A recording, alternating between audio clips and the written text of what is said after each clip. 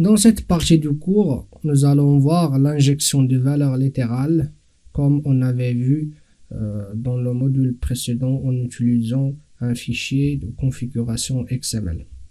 Ok? Très bien. Mais comment ça va dérouler, je vous explique dans les prochains diapos. Ok? Cool.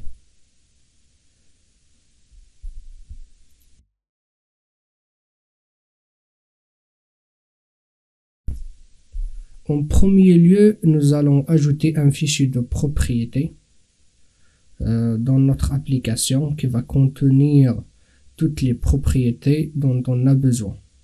Par exemple, on va ajouter donc triangle.labelé, cette propriété-là, et qui aura comme valeur mon triangle.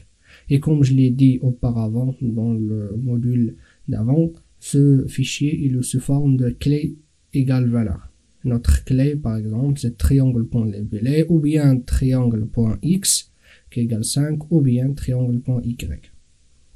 Après, si vous voulez plus de détails, rendez-vous sur le module d'avant.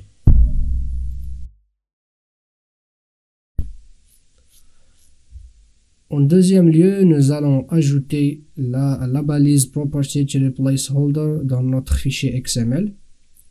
Donc, pour cette balise, il faut donc ajouter l'attribut location. C'est là où il faut préciser en fait l'endroit où il se trouve notre fichier de propriété. Pour notre cas ici dans l'exemple, il est dans le dossier properties qui s'appelle form.properties. Ok. Ensuite, juste une précision, il faut que le dossier properties soit comme sous-dossier de notre dossier SRC. Ok. Et bien sûr, je sais que c'est la même balise que nous avons utilisée dans le module d'avant, celui où nous avons fait seulement la configuration en utilisant un fichier XML.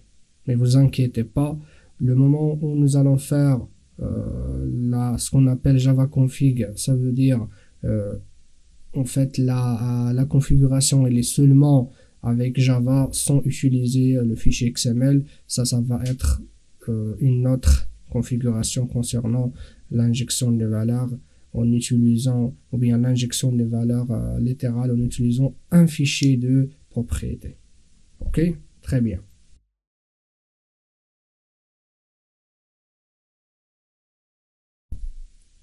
Et en dernier lieu, nous allons ajouter dans notre classe triangle 4 attributs. Libellé X, Y et Z. Z, on l'a mis ici à 0. C'est comme vous voulez, vous pouvez mettre aussi une valeur comme vous voulez. Ok, très bien. Alors, comme vous voyez ici sur la diapo, on a ajouté la notation @value. Pourquoi? Parce que c'est cette annotation qui va nous permettre en fait de faire l'injection des valeurs dans les attributs. Ok? Donc @value et ensuite donc on a $accolade ouvrante, le nom de la clé et accolade fermante.